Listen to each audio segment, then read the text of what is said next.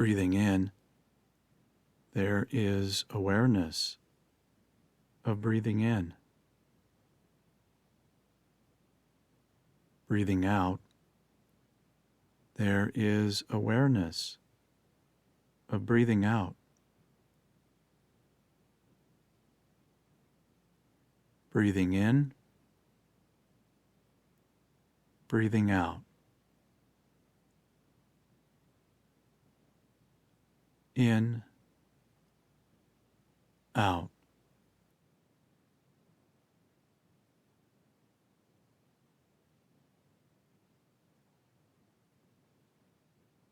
How do we become conditioned? Neglect, Abuse, and Trauma, Part 2. Conditioned neglect.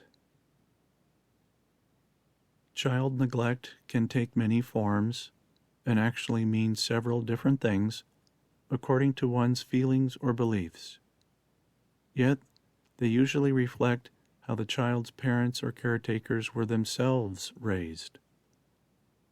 Reflect to what extent they still suffer, as well as what degree all their childhood suffering prevents them from recognizing, let alone effectively resolving, how their own children may be suffering.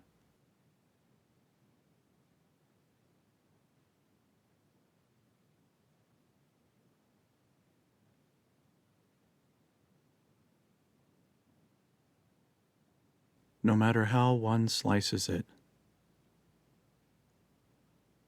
one could consider neglecting a child's truest needs for wholehearted compassion, parental nurturing, and unconditional love as forms of child abuse, and rather than simply ignoring the child when he or she cries uncontrollably or throws tantrums, for example, neglect is far more chronic, patterned, and ultimately damaging, inflicting or causing insufferable and even irreparable psychological harm the eventual adult may struggle with for the rest of his or her life.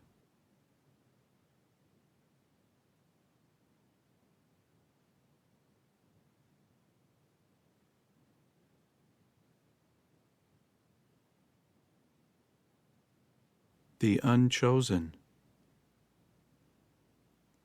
In many dysfunctional families, one or both parents may consciously as well as unconsciously favor one child over all others, usually because that child helps to satisfy one or more psychological needs of the favoring parent.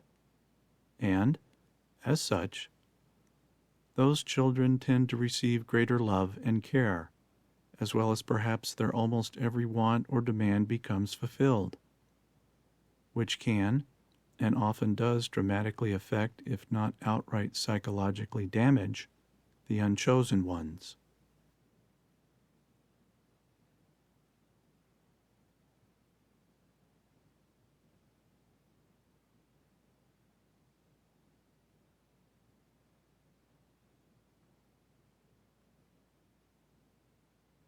Self-erasure.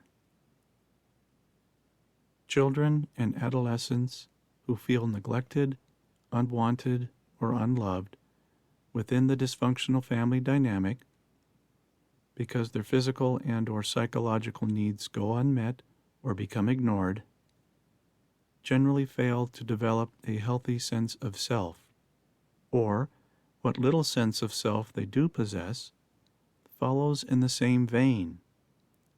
In other words, they tend to neglect many, if not most, of their own basic needs, because if the child's or adolescent's parents seem uninterested in them, then why should they care about themselves?